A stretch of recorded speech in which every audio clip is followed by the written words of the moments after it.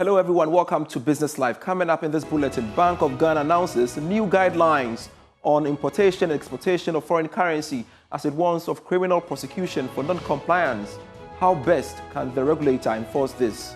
We shall be discussing that.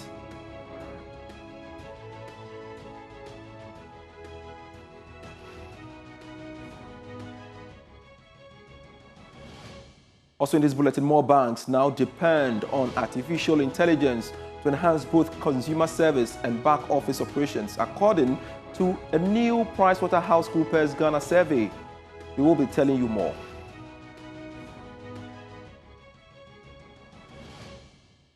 Healing at the speed of a click. Today on the Joy Business Van, we'll tell you about healthcare startup Nkomo's digital care revolution. We have details of this and more coming your way on the moment. Please stay on. Thanks so much for your time. I am Pius Kojobaka, and looking at our stories. The Bank of Ghana has announced an amendment to the guidelines on importation and exportation of foreign currency from the country. The central bank, in a notice, maintained that the directive is part of the regulator's anti-money laundering measures. More in this report. The Bank of Ghana in the notice maintained that travelers are allowed to carry up to 10,000 US dollars or equivalent in any other foreign currency and money instrument. However, the Bank of Ghana was quick to add that travelers carrying amount above 10,000 US dollars must declare such funds in full using the official foreign currency declaration form from the Customs Division of the Ghana Revenue Authority, indicating the source and purpose of the funds. For inbound travelers, the Bank of Ghana maintained that amount above 10,000 US dollars must also present proof of declaration of such funds from their port of origin or departure. The regulator warned that failure to comply could result in criminal prosecution and seizure of the amount. In a separate notice, the Bank of Ghana has reminded the public that pricing and advertising in the country are supposed to be done only in Ghana Cedi.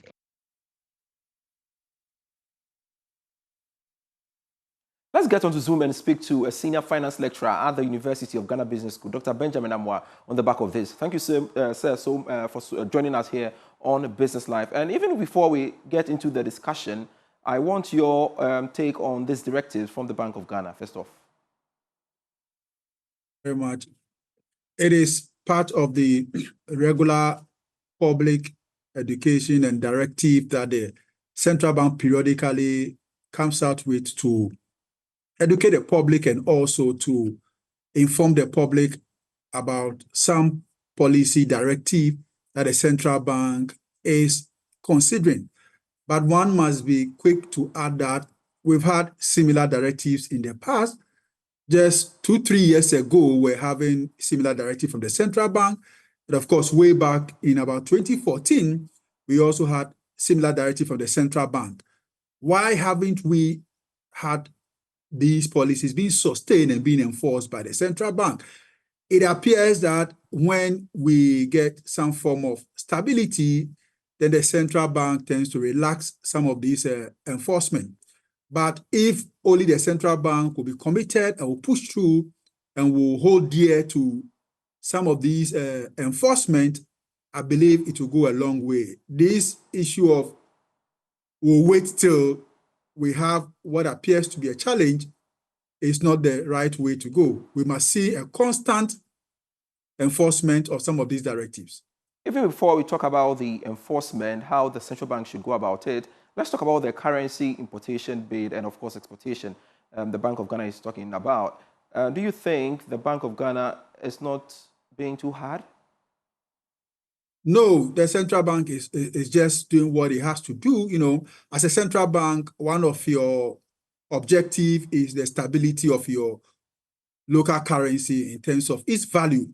And so if the hard currency dollar is becoming a challenge for the central bank, and of course, the dollar is not our local currency or national currency, then in this case, it is right that the central bank will have to come out with such policies to make it difficult to transact and to use dollars, especially in domestic transactions. We should be aware that there may be some exemptions for some corporate bodies, some exporters, and some entities because of the special nature of business that they do. That is permissible. But for the generality of the public, no. we should transact, we should do our business with the Ghana cedis. Again, to push the argument, maybe the central bank may have to reconsider this issue of the forex bureaus that we have in the country. We have had forex bureaus for about 40 years now. I believe it's time that the central bank will have to sit back and review the operations of the forex bureau. This is a small economy, but in the economy we have three types of rates. We have the interbank rate, we have the Bank of Ghana rate that Bank of Ghana gives to the banks. We have the interbank forex rate, and then we have the forex bureau rate. These are three layers. What we need to understand is that the lower you go down the tier in terms of the relationship, the more difficult it becomes for you to monitor the businesses that takes place. What am I talking about? Between the banks, which is an official source to have forex, and the forex bureaus, is such a deep valley that so many things can happen. And if you look at the number of forex bureaus that has been licensed, if you go through the data, realize that over 80 to 90% of them are located in Accra. It tells you something. It means that many of the forex bureaus are not even out of Accra. Why should we have a lot of forex bureaus now? And what purpose are they, providing to us? When we have banks all over in Accra, we have savings and loans, we have microfinance institutions. Why would BoG consider a situation where what the forex bureaus are providing in terms of forex can be passed on to savings and loans and microfinance, where monitoring can be better than the forex bureau? If you are traveling or you are coming to the country, at the point of entry or exit, the ports, the land borders, you should be able to effect your forex transaction. But it shouldn't be just like what we have in the system. If you have any forex need, go to your bank and then talk to your bank, then the bank can look at it. Maybe it is time the central bank will have to look at the existence of the forex bureaus that we have and then try to restructure the operations and then have a second look at their existence in their quest to deal with the usage of the dollar and the easy access to US dollars. Let's talk about the enforcement of this very directive. How easy or difficult do you think it will be for the central bank? It will be difficult.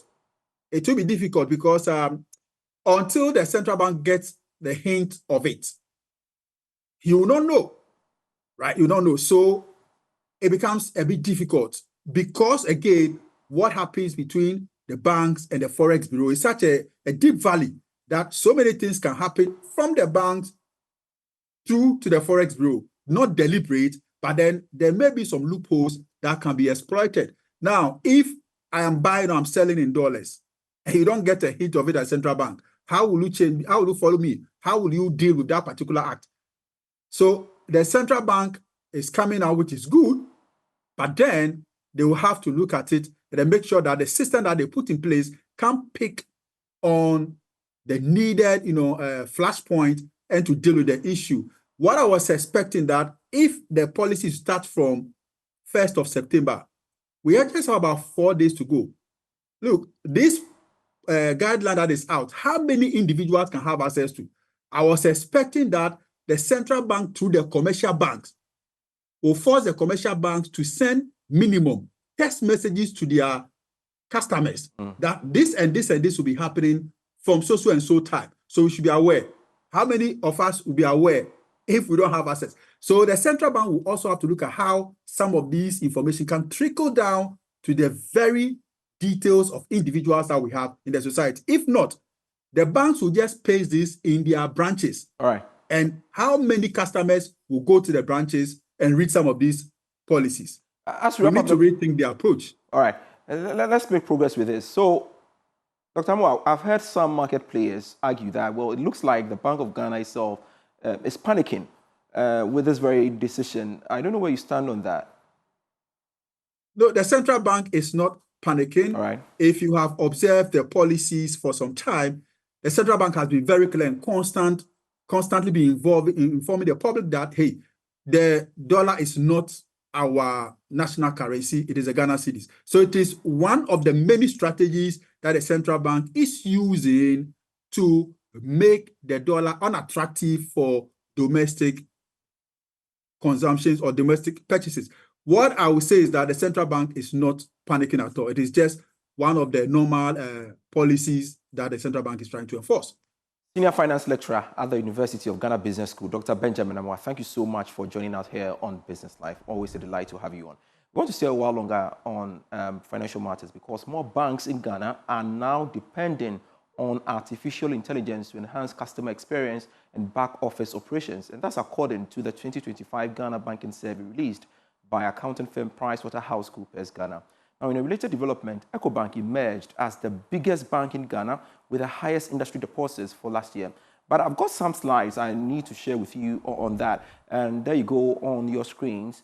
So banks on artificial intelligence, definitely search in generative artificial intelligence. Now, we are learning 7 out of 10 CEOs adopted Gen AI over the 12-month period. Customer service and backroom operations, of course, they depended largely on that. Let's move to the next slide and see what we have there for you. 20% increase in customer satisfaction as a result of the usage of AI. Now, 15% reduction in fraud by way of impact when it comes to the use of AI. Now, it goes on to give us more insight, which says stringent security protocols. Now, protection of sensitive data and protection of sensitive data, as we have it, protection of data, I should say. So the use of AI, we are learning, has, secured us to protect sensitive data and, of course, protection of data. Now, 89% of banks to fully integrating AI in their operations. So largely, most banks are depending on the usage of AI. Let's look at the performance of banks in 2024 following the usage of AI. Total industry deposit went up by 32.2% to 226.7 Ghana cedis. Interesting development there. Now, EcoBank Ghana, biggest bank in Ghana, when it comes to deposits, they are the largest, 14.3%. GCB, biggest bank in Ghana in advances, securing 15.4% over EcoBank, 14.3%. We've got more performance for you on that. EcoBank Ghana is also the biggest in Ghana when it comes to total assets, 13.6%, thanks to the usage of AI. Now, GTB Bank, highest profit margin of 68.1%. And finally, Cowbank, best return on equity with 118%. So these are, interesting developments for you when it comes to the usage of AI here in Ghana. And of course, this is kind courtesy of PricewaterhouseCoopers with their latest, survey as a result of the usage of AI. Let's pause for a breather. I'll be right back with the Joy Business Van. Second Deputy Governor of the Bank of Ghana, Matilda Santiesidu, is urging corporate organizations to prioritize inclusivity and promote gender balance in their operations. She says creating equitable opportunities for women in leadership and decision-making is not only a social responsibility, but also a driver of sustainable growth. She was speaking at the 11th Women in HR conference organized by the Ghana Employers Association. Speaking at the 11th Women in HR conference hosted by the Ghana Employers Association, the second deputy governor of the Bank of Ghana called on business leaders to prioritize inclusivity and create equitable leadership opportunities for women. This means that women need opportunities to rise, because when women rise, entire households rise, entire communities rise, and economies become more resilient. The truth is quite simple. When women thrive, economies thrive. When women are allowed to lead not just in HR, but in culture, strategy, and innovation, the impact multiplies for everyone. Also at the event, Chief Executive of the Ghana Employers Association, Alex Frimpong, reiterated the need to lift up women-led businesses. So if employees take 2 steps, as the professionals, we should be able to take 5, 10 steps ahead of them, which is very, very, very important.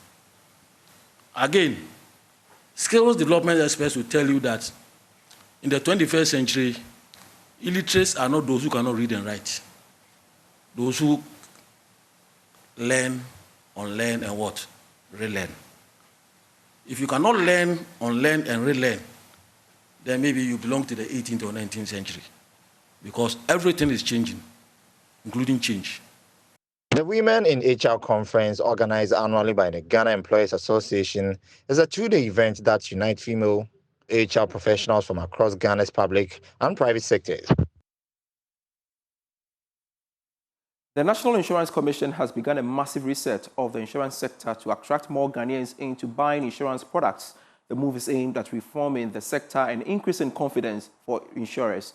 Acting National Insurance Commissioner Dr. Abiba Zakaria has been explaining to Joy Business during an engagement with sections of the media. Most of you know the narrative concerning insurance has not been too positive because people do not trust insurance very much. But the truth of the matter is that the country needs insurance, or the nation needs insurance. Every nation that has developed has had insurance helping with a push.